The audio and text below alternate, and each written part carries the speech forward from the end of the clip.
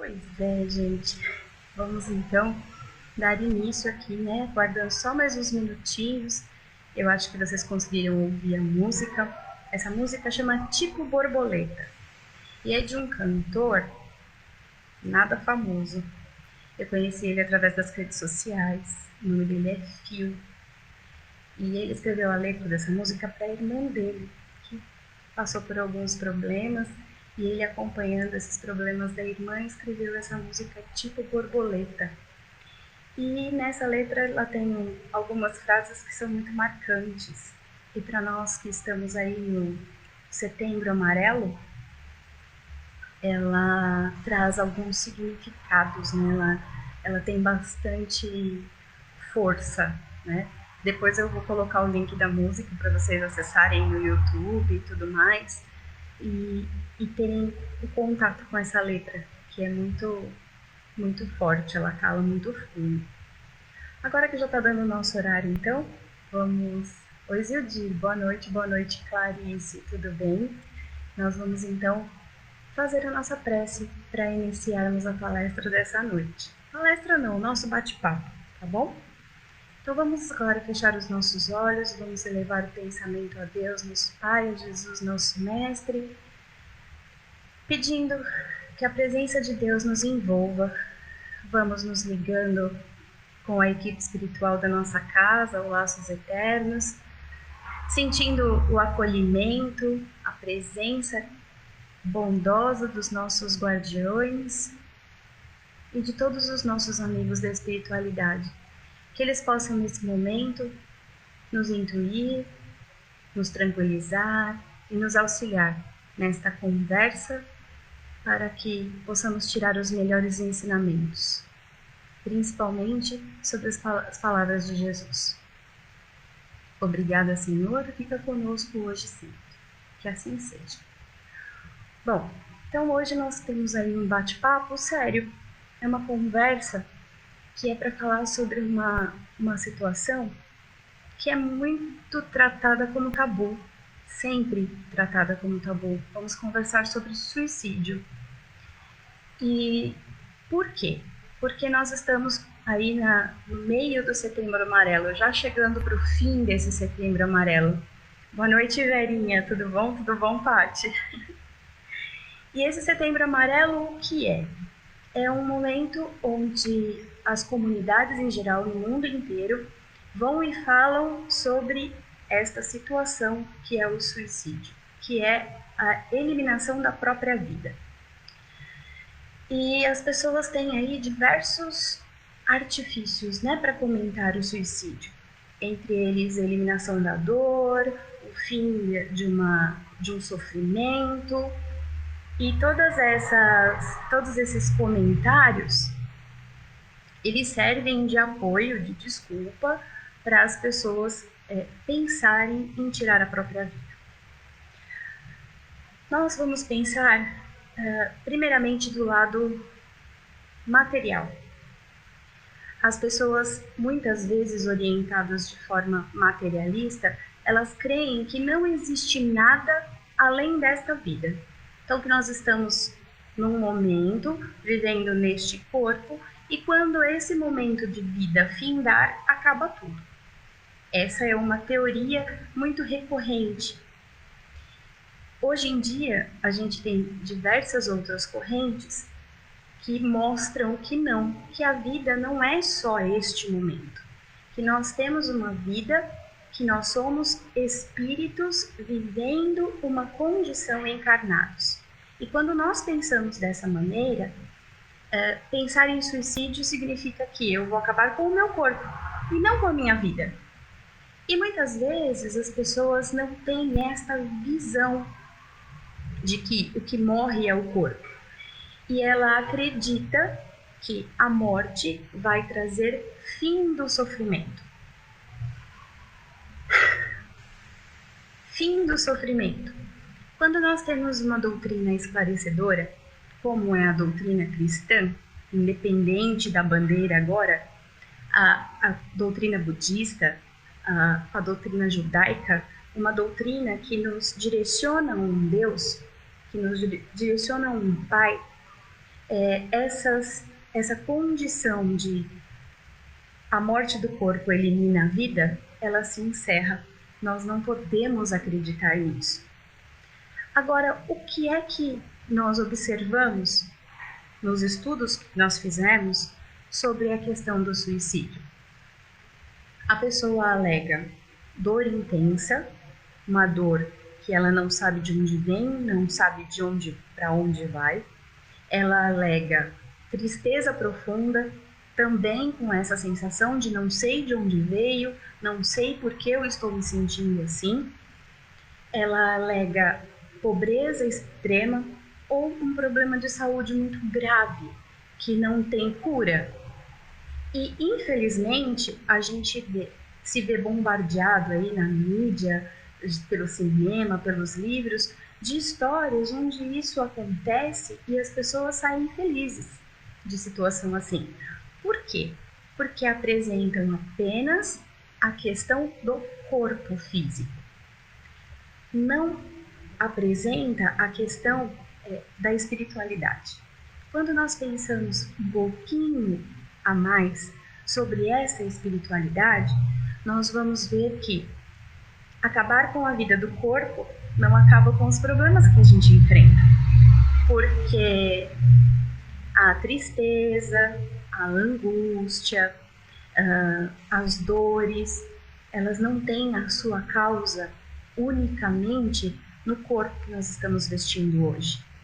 Esta dor, esta doença que muitas vezes parece que não tem fim, ela vem em consequência de determinadas atitudes de outras vidas, de outras vidas, de outras encarnações que nós tivemos.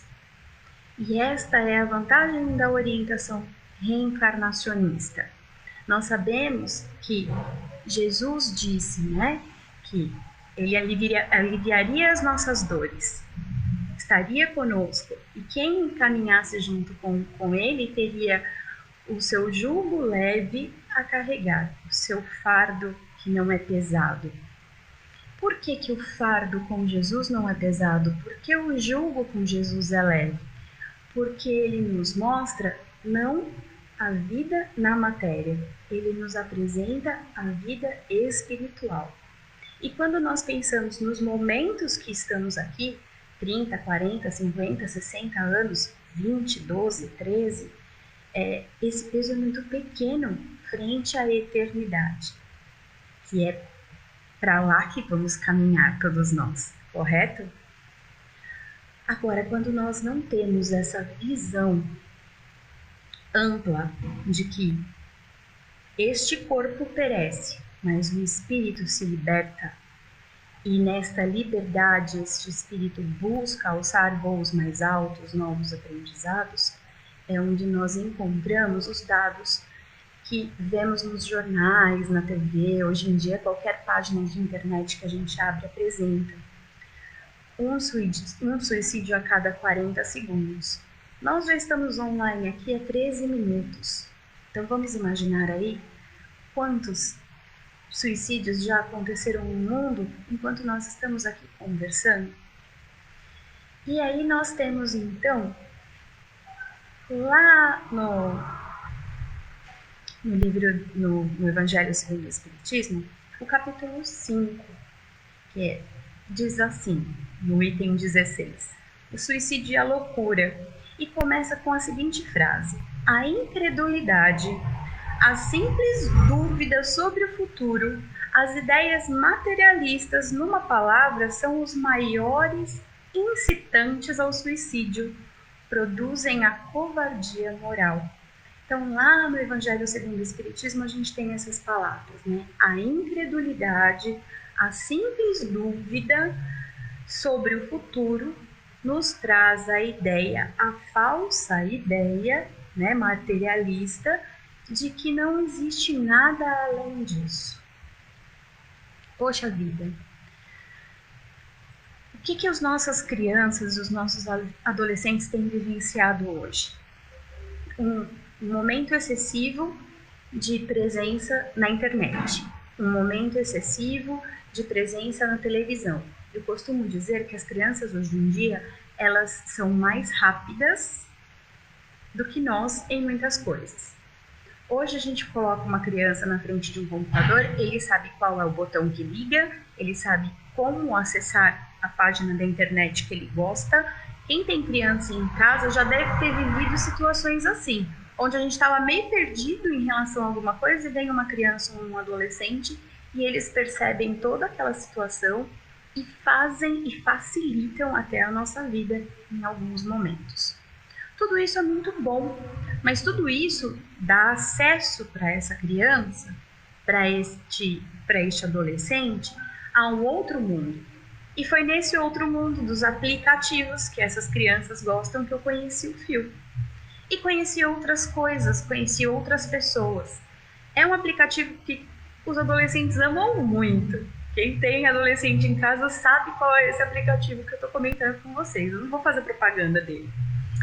Mas tem muitos vídeos rápidos. E é assim que a criança e o adolescente vêm vivendo, nessa rapidez. Tudo muito rápido, tudo muito intenso. E a vontade de curtidas, de likes, de ser top, vai fazendo com que essa criança acredite apenas no presente. E é aí que entra a nossa missão enquanto orientadores de crianças, de adolescentes, de alunos, de adultos, seja lá o que for.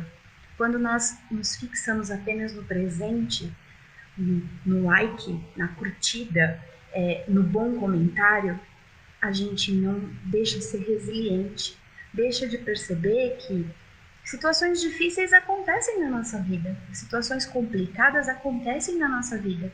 E não é porque acontecem que eu tenho que parar, eu tenho que me paralisar.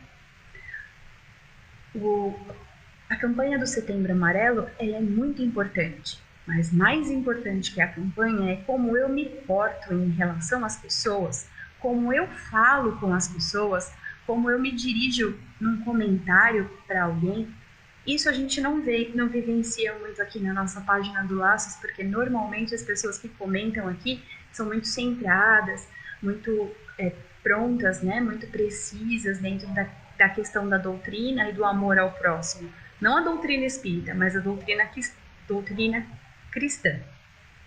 As pessoas estão sempre muito próximas, muito amorosas, mas quando a gente parte para estes outros, e aí eu estou repetindo mais ou menos o que o Saulo acabou comentando, né, no domingo na palestra dele, que ele tem uma página da internet que ele fala sobre Emmanuel, o Evangelho sobre Emmanuel, e que ali parece que ele vive no plano espiritual, enquanto na página pessoal ele acaba vendo as coisas ruins. E isso acontece com a gente quando a gente acessa esses aplicativos.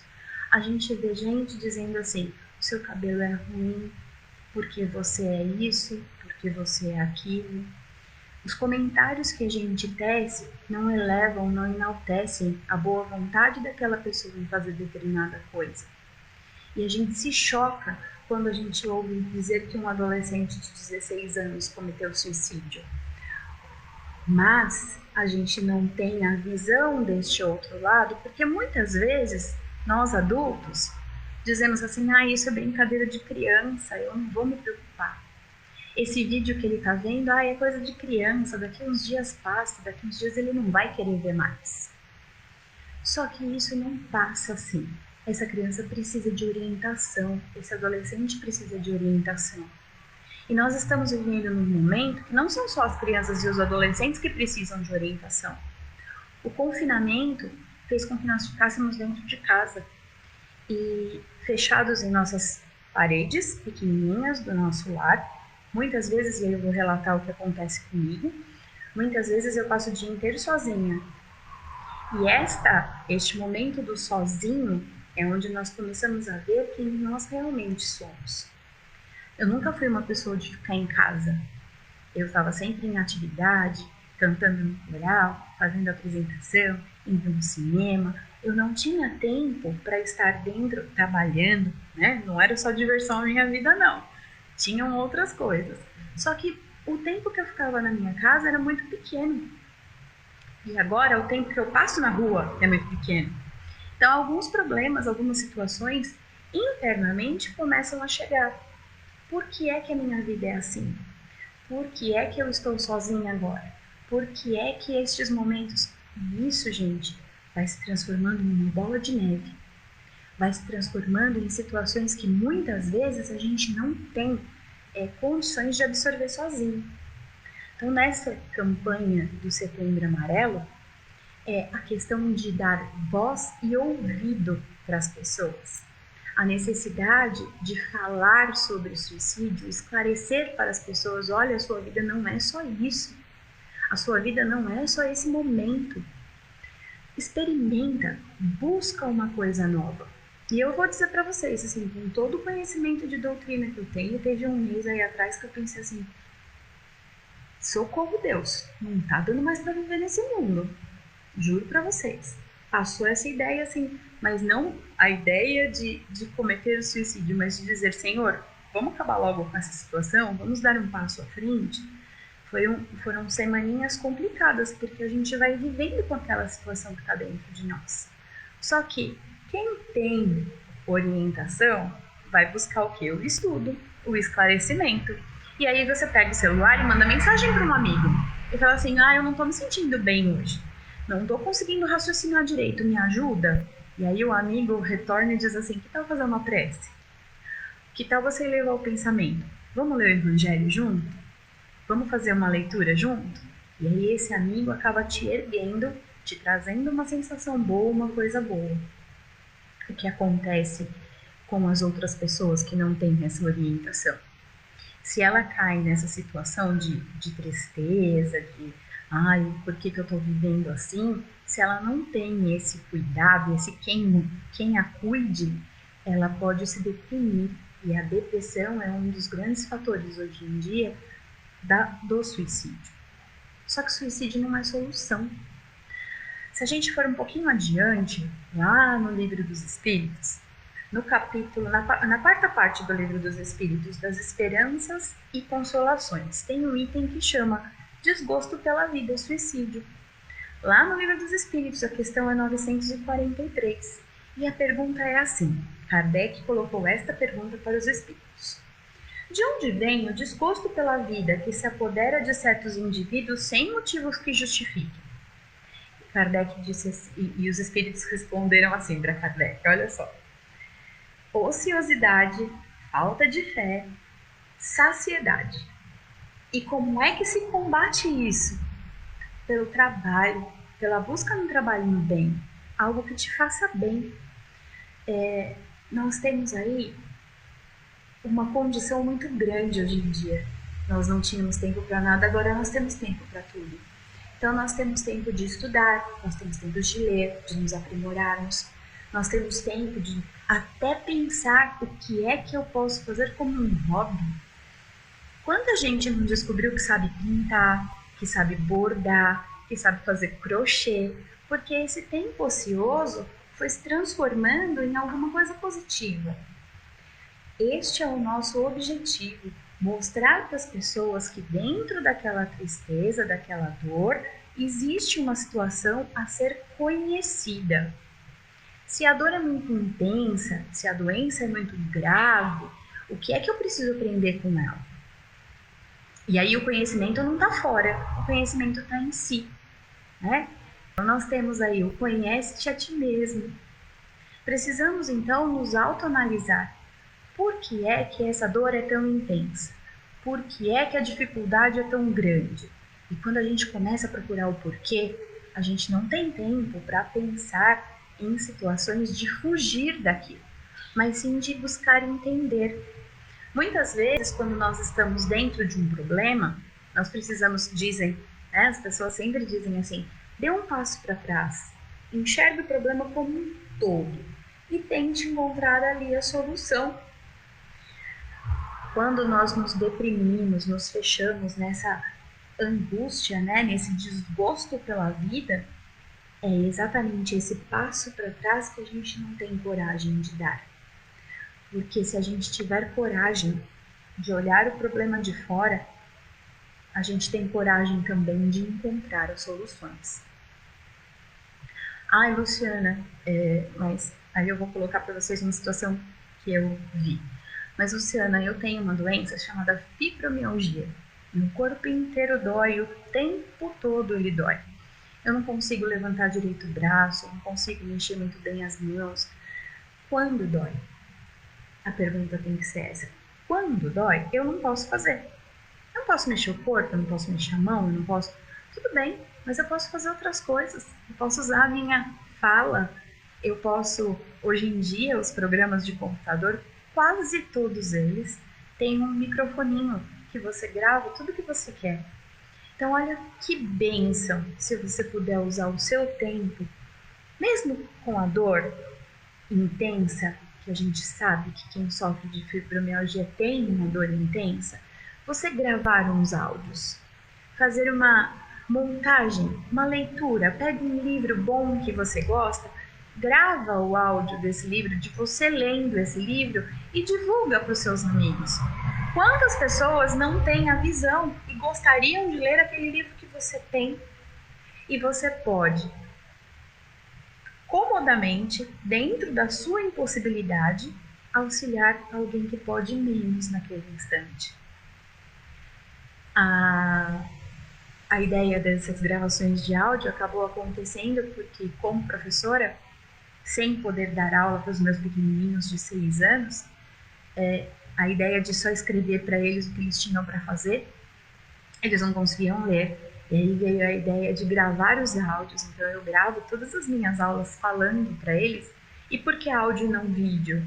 Porque o vídeo consome uma quantidade de dados que muitas vezes a família não tem.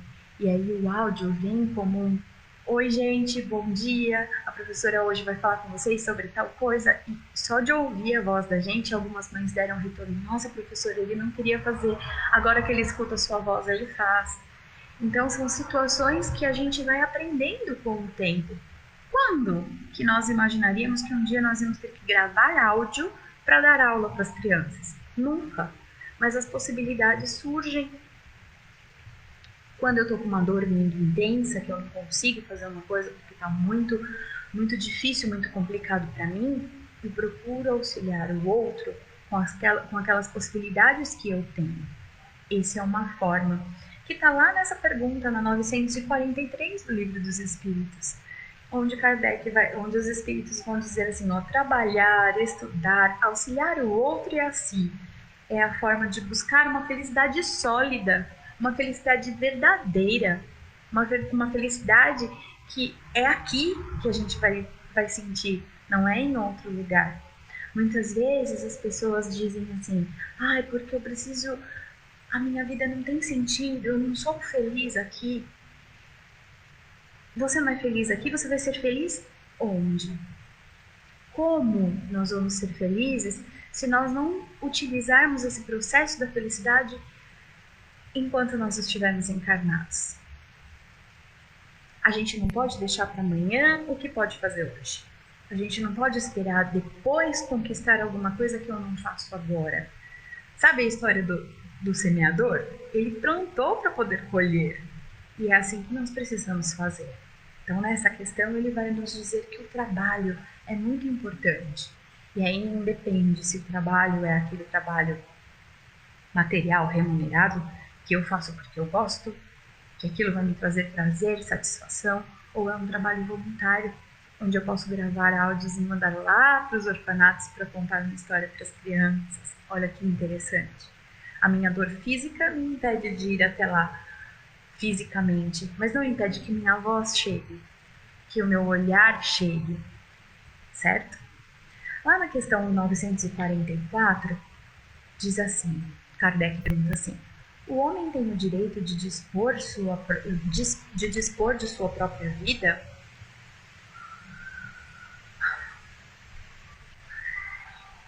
E aí, aqui pra mim, gente, tá dando que tá com problemas para reproduzir o vídeo. Não sei se vocês ainda estão me vendo e ouvindo. Se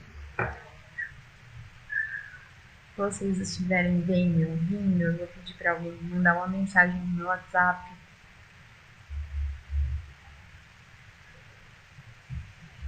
Porque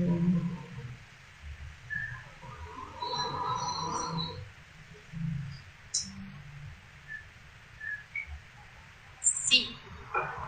Eu acho que está passando sim. Mas vamos ver.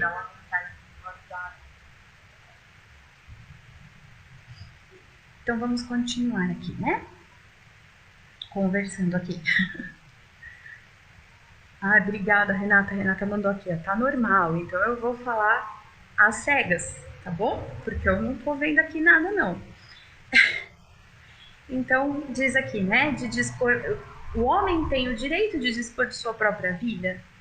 Aí a resposta dos espíritos é a seguinte: não, somente Deus.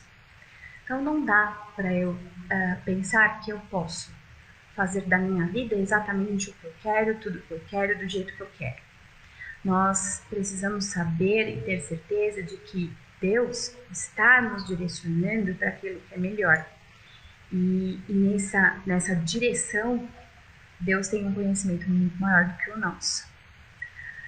Nós temos também a questão 952. E aí nós vamos falar sobre uma coisa muito séria. Comete suicídio o homem que parece vítima de abuso de paixões que ele sabia que iriam apressar o seu fim, mas às quais ele não pode resistir porque o hábito as transformou em verdadeiras necessidades físicas. Olha essa pergunta, gente, ela parece tão complexa, mas Kardec está simplesmente perguntando assim, o homem que tem seus vícios é culpado? Ele está cometendo suicídio? E a resposta dos espíritos é a seguinte: é um suicídio moral. Nesse caso, o homem é duplamente culpado. Por que duplamente culpado? Porque ele teve tempo para pensar no que estava fazendo e mesmo assim decidiu fazer. Olha que interessante essa questão.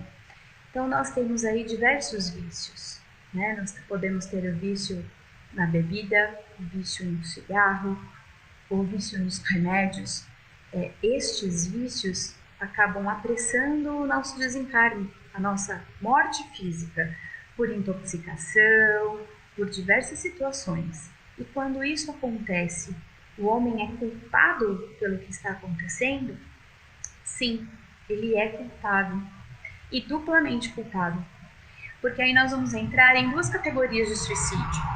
Suicídio voluntário, que é aquele que eu vou lá e simplesmente atiro contra a minha própria vida, e o suicídio involuntário, que é aquele que eu vou destruindo a minha capacidade de estar no corpo físico pouco a pouco. Esse suicídio involuntário a gente comete quando comete os excessos, trabalho demais, a brincadeira demais, o cigarro demais, a bebida demais e tantas outras situações onde o demais nos torna fracos fisicamente e acaba deteriorando o nosso corpo físico e nos levando, consequentemente, ao desencarne. Este é o suicídio involuntário. Bom, nós temos ainda mais uma pergunta, a 952A. Será mais ou menos culpado do que o homem que tira sua própria vida por desespero? Então, aquela pessoa que se deixa envolver por vícios e situações que começam a tomar conta do seu pensamento, ele é mais ou menos culpado do que aquela pessoa que comete suicídio por desespero. Aí os espíritos dizem assim, é mais culpado porque teve tempo para refletir sobre o que estava fazendo. E eu já tinha comentado essa resposta anteriormente. Então, quando a gente para e analisa friamente a condição do suicídio, muitas vezes a gente se pega culpando quem cometeu o suicídio. Muitas vezes a gente se pega culpando a família da pessoa que comete suicídio. Mas não é a culpa ou a culpabilidade que vai trazer a situação de forma positiva. Quem cometeu este ato estava temporariamente fora do seu juízo perfeito, fora da sua condição perfeita. Aquela pessoa que comete o suicídio voluntário, tá? Então essa pessoa estava precisando de apoio, estava precisando de amparo. E agora que ela está na espiritualidade, como vai ser a vida dela lá? Se a gente sabe que a vida não acabou, só acabou o corpo físico. Nós temos diversos livros. O Nosso Lar fala do André Luiz na espiritualidade. No início do livro ele diz que André Luiz foi um suicídio involuntário. Nós temos E a Vida Continua, que fala sobre suicídio. Nós temos o Humberto de Campos no livro Estante de Vida, que vai falar sobre suicídio. Tem algumas coisas que falam sobre suicídio ali. Nós temos o livro do próprio Kardec, Céu e Inferno, que ali vai ter um comentário. São motos muito barulhentas, peço desculpa. No livro Céu e Inferno vai ter relatos de pessoas que cometeram suicídio. E nós temos um livro que é muito conhecido dentro da doutrina, que é a Memória de um Suicida. Que ali a dona Ivone do Amaral ela vai nos apresentar o Vale dos Suicidas. Só que uma coisa muito importante de nós lembrarmos. O crime, vamos dizer assim, pode ser o mesmo, mas a pena varia de pessoa a pessoa. Porque cada um de nós tem suas coisas boas e as suas coisas não tão boas, que vão sendo pesadas. E como nós somos únicos, a punição, ou não é punição a palavra, gente, é a consequência, porque eu acredito que fique muito mais fácil essa palavra. A consequência dos meus atos, ela vai vir de acordo com aquilo que eu fiz, certo?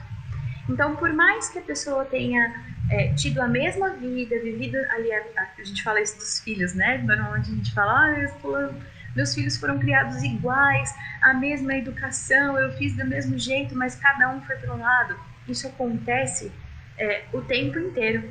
Todos nós tivemos a mesma criação, Deus nos criou iguaizinhos, né? Centelhas divinas para estarmos aqui e evoluirmos. Só que cada um de nós vai evoluir em um tempo.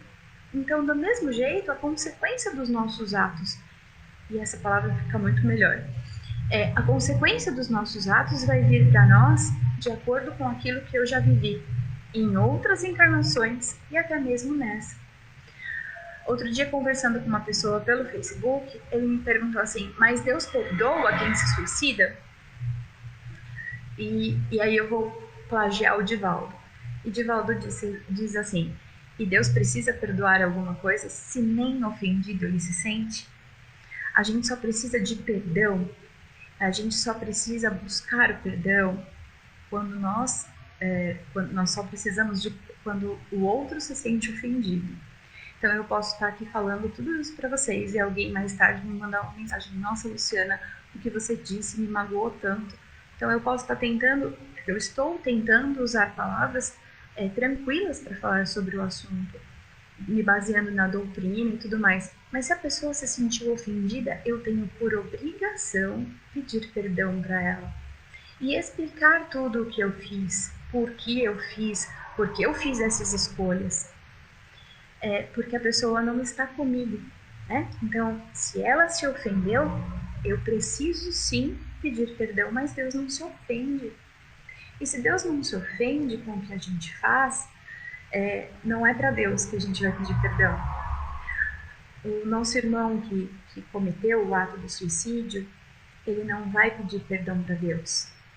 Não, Deus não vai culpá-lo pela eternidade, ele não vai merecer o fogo do castigo pela eternidade, muito pelo contrário.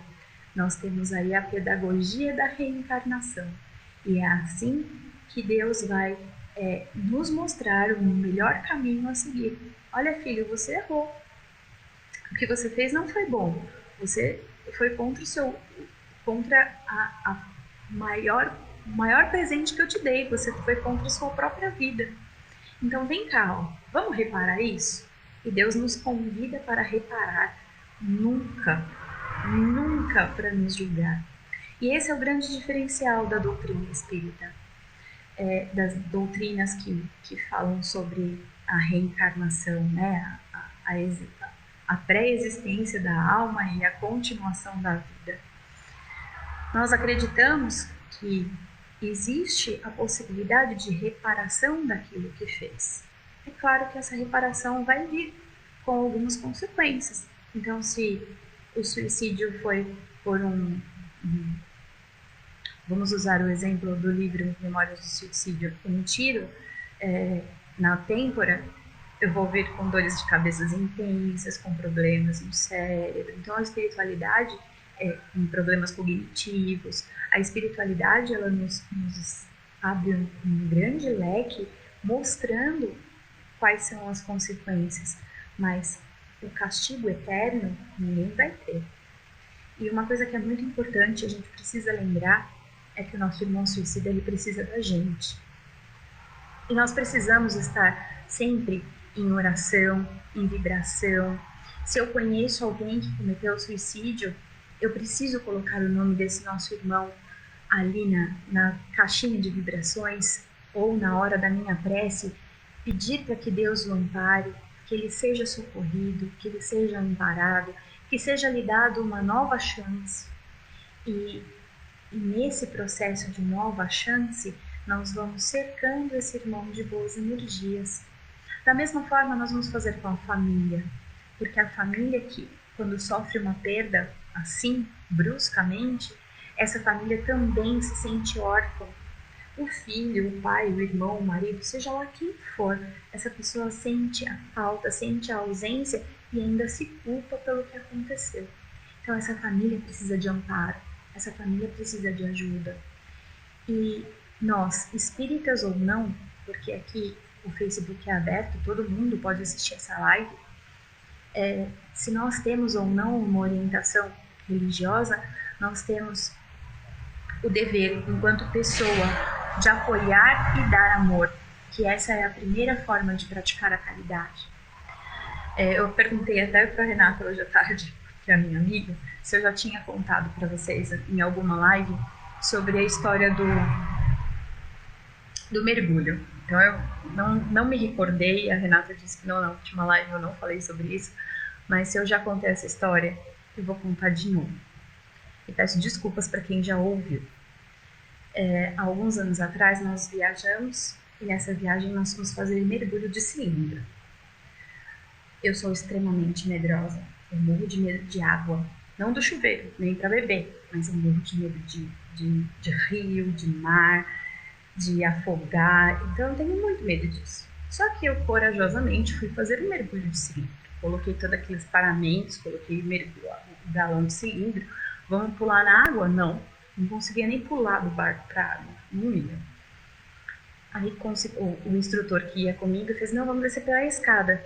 E aí eu tava indo bem. Do nada me deu 5 minutos, eu puxei a cordinha, voltei, subiu, o instrutor subiu comigo, o que aconteceu? Aí ele começou a conversar comigo. Vou falar o nome do instrutor, o nome do instrutor é o Calimã, e dizem que ele faz mergulho em muitos lugares, ele mesmo contou lugares lindos que ele foi. E aí ele deu o seguinte exemplo. Eu estava a uma distância razoável do barco. E ele fez assim, não importa se você vai mergulhar ou se você vai aproveitar o passeio submerso ou se você vai querer voltar para o barco. Mas você vai ter que voltar ao barco. Não vai ter jeito, o barco não pode vir aqui, nós estamos em um lugar muito raso. E quando eu estava fazendo esse estudo sobre o suicídio, sobre essa questão, nós vamos pensar o seguinte: quando nós viemos para essa encarnação, nós fizemos um grande mergulho. Como é que eu vou aproveitar esse mergulho? Vendo tudo que tem ali embaixo d'água, as belezas exóticas, os corais, os peixes, os lagostas, os lagostinhos, cavalos marinhos, todas essas coisas eu posso aproveitar mergulhada, ou eu vou ficar fora da água, só vendo o que está acontecendo à minha volta e me forçando a retornar ao barco com muito mais dificuldade, porque eu estou na parte de cima da água, onde existe toda a questão do peso, da respiração, do cansaço, e quando a gente está mergulhado, esse peso não existe. não é mesmo? Todo mundo aqui já foi para a água e já boiou. É como se o corpo não tivesse o mesmo peso que tem quando nós estamos andando. E aí essa imagem do mergulho ficou muito gravada para mim e parece que cabe muito nessa explicação. Nós estamos mergulhados numa vida encarnados. E como nós vamos aproveitar esta vida? Nós vamos nos jogar e ver tudo que essa vida tem a oferecer? Ou nós vamos continuar em cima da água, tentando aproveitar com uma frustração enorme de não conseguir retornar ao bar? Essa imagem eu espero que possa fortalecer quem está aqui ouvindo essa live hoje, quem está aqui nesse bate-papo hoje, que eu estou completamente sem os comentários, sem imagem, eu não sei, eu acredito porque a Renata disse que vocês estão vendo direitinho, então eu estou confiando em vocês. E é isso, gente. Viver é estar neste momento e aproveitar cada segundo dele para aprender um pouco mais. Na música que eu coloquei no começo, eu acredito que não foi todo mundo que ouviu, que chama Tipo Borboleta, e eu vou fazer propaganda da música de novo. Ele tem um verso que ele fala assim bem no final: confia no processo, dá a mão pro universo, escuta o coração, segue a sua intuição, se entrega pro amor e sente a vibração. Confia nesse verso, é tudo que eu te peço. Aceita a duração, não bote tanta pressão. Abrace a sua dor, viver é emoção. Eu sei que a escuridão desse casulo assusta, mas melhor ter medo do escuro do que medo da sua própria luz. Estar vivo é evoluir, estar aqui é buscar evolução, é deixar a nossa própria luz brilhar. Então acreditem nisso, independente de como, das dores, das dificuldades, nós estamos aqui para buscar a nossa própria luz. Respiremos fundo, sintamos a presença da espiritualidade que nos acolhe, seja lá qual a relação religiosa que você tenha. Pense, acredite, confie, porque você tem apoio, você tem amparo. E pensar em exterminar a vida, isso não é buscar a sua própria luz, é se deixar envolver pela escuridão do casulo, que nesse caso não transparece numa bela borboleta voando por aí, mudando as cores da primavera. Então, nesse setembro amarelo, que sejamos essas borboletas que chegam junto com a primavera, levando a alegria, levando a beleza, usando aquilo que nós temos de bom para tocar aquele que tem menos do que cada um de nós. Busquemos, nós vamos encontrar como melhorar a nós e melhorar ao nosso redor. Que a espiritualidade possa nos envolver nesse instante, para que nós possamos partir para as nossas vibrações e com os nossos olhos fechados nós vamos vibrar muito amor por este planeta, vibrar muito amor por todos aqueles que passam por qualquer dificuldade, Senhor. Em especial nessa noite vibramos por nossos irmãos que cometerão o suicídio, que eles possam ser socorridos, amparados em suas dores, possam ter a compreensão e possam retornar à sua luta com o desejo forte de vencer. Da mesma forma, Senhor, vibramos por todos aqueles nossos irmãos que têm pensamentos voltados ao suicídio, que eles possam encontrar a luz, encontrar apoio, amparo e ter certeza de que esta não é a solução. Vibramos, Senhor, por todas as casas de oração, independente da bandeira religiosa. Vibramos, Senhor, por todo este universo, casa abençoada de todos nós. Pedimos que a espiritualidade amiga possa fluidificar as nossas águas, que elas sirvam de fortalecimento, alimento para todos nós. E te agradecemos por esses instantes, em que pudermos conversar.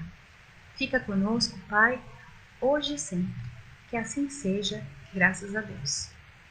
Obrigado a todos por estarmos aqui e que possamos nos encontrar muito em breve em nossa casa, lá no Laços Eternos, que a gente está morrendo de saudade.